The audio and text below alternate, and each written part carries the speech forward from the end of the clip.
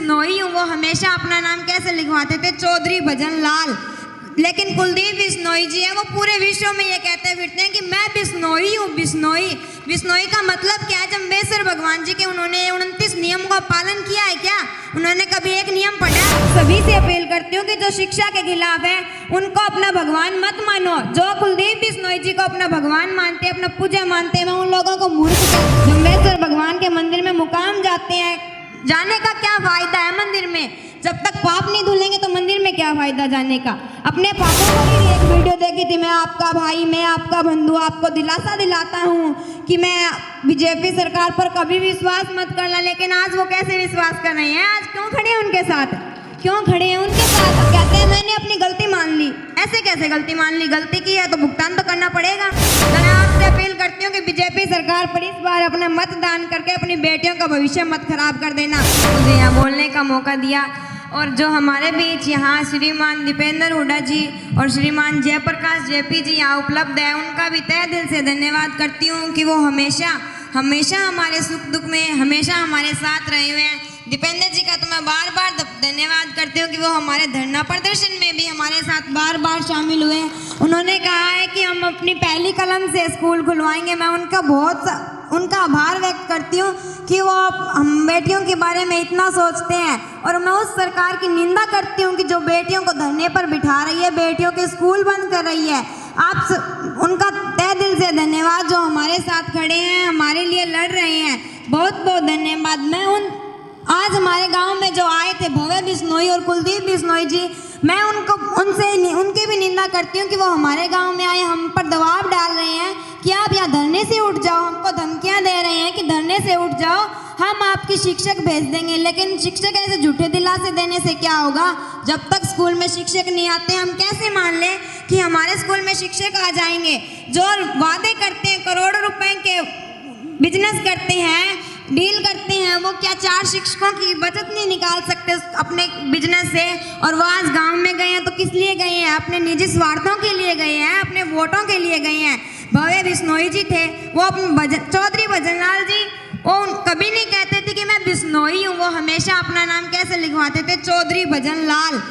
लेकिन कुलदीप बिश्नोई जी है, वो पूरे विश्व में ये कहते फिरते हैं कि मैं बिश्नोई हूँ। बिश्नोई, बिश्नोई का मतलब क्या है? जम्बेश्वर भगवान जी के उन्होंने 29 नियम का पालन किया है क्या?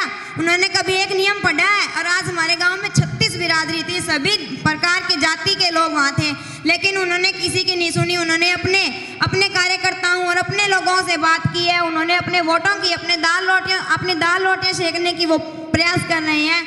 वो हमारे शिक्षा के बारे में नहीं सोच रहे। मैं अपील करती हूँ कि आप सभी से अपील करती हूँ कि जो शिक्षा के खिलाफ है उनको अपना भगवान मत मानो। जो कुलदीप बिश्नोई जी को अपना भगवान मानते हैं, अपना पूजा मानते हैं, मैं उन लोगों को मूर्ख कहती हूँ कि वो कुलदीप बिश्नोई जी को कहते हैं कि हमारे भगवान है।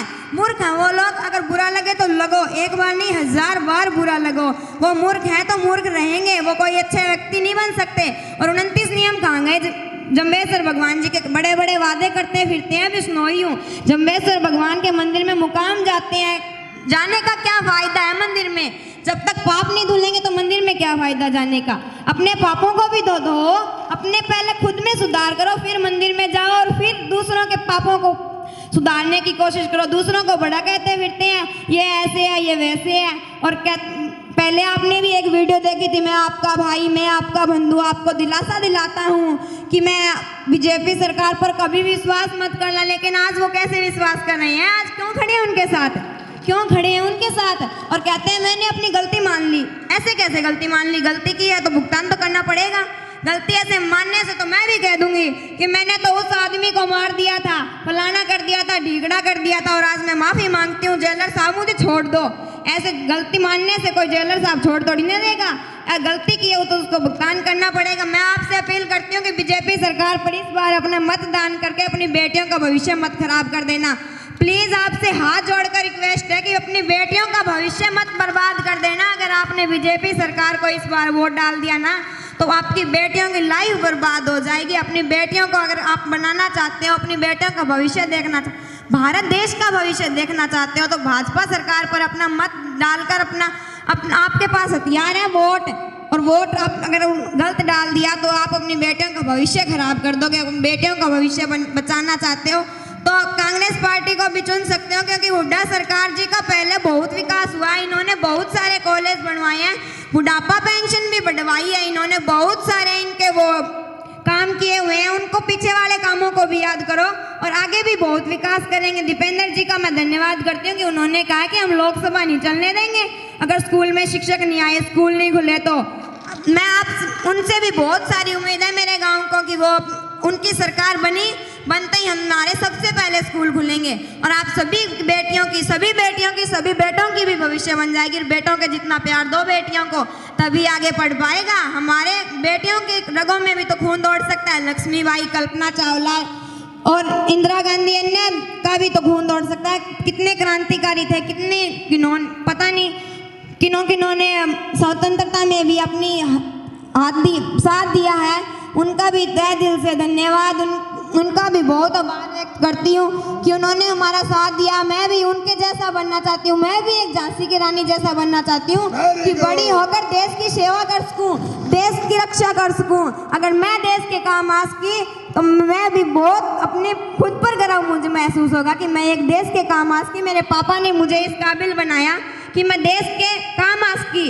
अगर जो देश के काम ना आए वो कैसा इंसान, जो देश का प्रति अपनी जान ना न्यौछावर कर सके वो कैसा इंसान, जो देश के प्रति लड़ता है वही अच्छा इंसान है। आपसे भी बार बार अपील है कि सही को इस बार चुनना। इस बार अगर आपने भाजपा सरकार को चुन लिया ना तो अपनी बेटियों की भविष्य खराब हो जाएगा। हाथ जोड़कर विनती है कि आप चुनना तो इस बार कांग्रेस सरकार को ही चुनना। मैं तो यही चाहती हूँ कि अगर आपने ये सरकार चुन ली तो आपकी बेटियों की लाइफ बन जाएगी, आपके बेटियों का भविष्य बन जाएगा, झांसी की रानी के जैसा बन जाएगी। और यहाँ मुझे बोलने का मौका दिया, आप सभी ने मुझे सुना, इसके लिए आपका बहुत बहुत धन्यवाद। जय हिंद, जय भारत।